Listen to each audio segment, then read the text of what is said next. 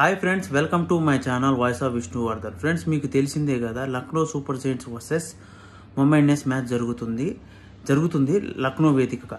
అయితే ఇక్కడ మెయిన్ ఏంటంటే టాస్ ఫ్యాక్టర్ బాగా పనిచేస్తుంది. ఎందుకంటే చేజింగ్ బాగున్నట్టు అనిపిస్తుంది. ఎందుకంటే మొన్న మ్యాచ్లో చేజింగ్ బాగా చేశారు.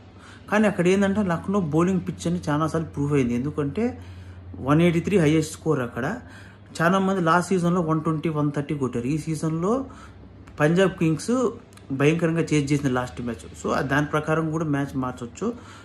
ఇదేంది టాస్ ఫ్యాక్టర్ పనిచేస్తుంది. తర్వాత ముంబై ఫామ్లోకి వచ్చినట్టు కనపడుతుంది. అంటే ఏంది ఒక్క మ్యాచ్కే ఫామ్లోకి వచ్చారంటే అదే వాళ్ళు ఆ రేంజ్లో ఆడుతున్నారు, ఫామ్లో ఉన్నారు.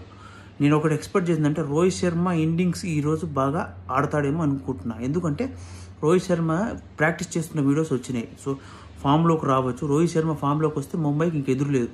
ఎందుకంటే రోహిత్ శర్మ ఫామ్లో వస్తే మినిమం 12 to 13 ఓవర్స్ దాకా స్ట్రైక్లో ఉంటాడు. మామూలు కొట్టాడు, కొట్టుడు కొడతాడు. మిగిలిన బ్యాట్స్మెన్స్ గురించి సరే హార్దిక్ పాండ్యా అయినా సరే, తర్వాత సూర్యకుమార్ యాదవ్ సరే, తిలక్ కుమార్ అయినా సరే, తిలక్ వర్మ అయినా సరే, వాళ్ళందరూ వాళ్ళ ఫామ్లో వాళ్ళు ఉన్నారు, వాళ్ళు ఆడుతున్నారు. లాస్ట్ మ్యాచ్లో తిలక్ వర్మ కొంచెం డిసప్పాయింట్మెంట్ చేశాడు. సూర్యకుమార్ యాదవ్ అయితే భయంకరమైన ఫామ్లో ఉన్నాడు.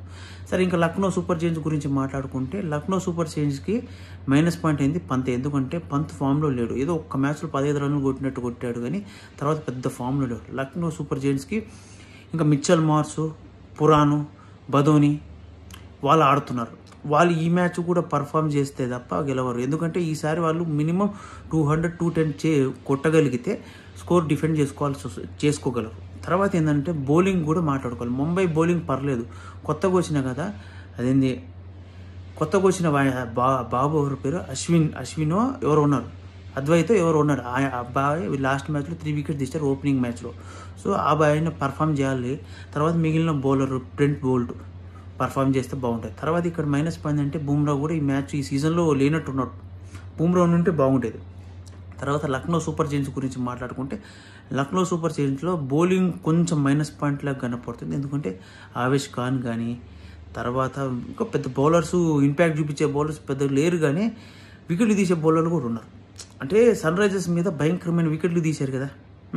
సో అలా అయితే ఇక్కడ మాట్లాడుకోవాల్సిందంటే ప్లేయింగ్ లెవెన్లో ఎవరెవరు ఉంటారు, ఏమైనా కరెక్షన్స్ చేస్తారా రెండు టీంల తరపు నుంచి.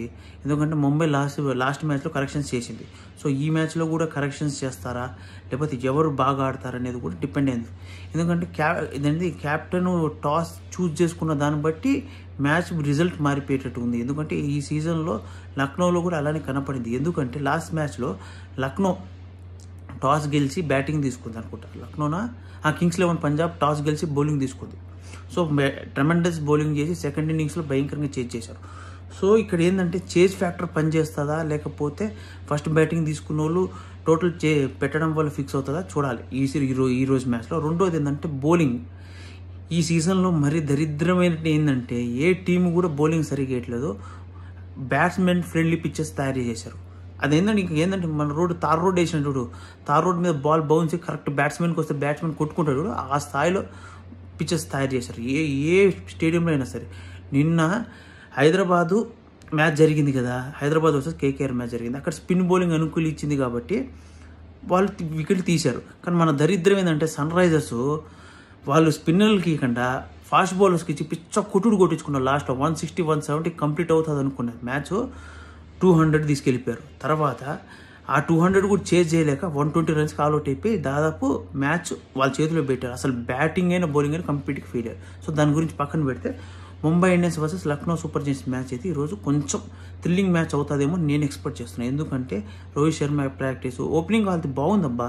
నేను ఎక్స్పెక్ట్ చేస్తుందంటే ముంబైకి బ్యాటింగ్ తీసుకుంటే 200 కొడుతుంది, 200+ కొడుతుంది. ఒక లక్నో తీసుకుంటే కూడా 180 అట్లా కొడుతుంది. సో చూద్దాం. చేజింగ్లో అయితే చెప్పలేం, ఒక్కొక్కసారి చేజింగ్ తర్వాత తడబడచ్చు. నేను ఎక్స్పెక్ట్ చేస్తుందంటే ఈరోజు ముంబై గెలుస్తుంది అనుకుంటున్నా. అంటే లాస్ట్ మ్యాచ్ చూసిన తర్వాత ముంబై గెలవడానికి గట్టిగా కోరుకున్నా. ఎందుకంటే లాస్ట్ 2 మ్యాచ్లు సన్ రైజర్స్ది తప్పైంది కదా.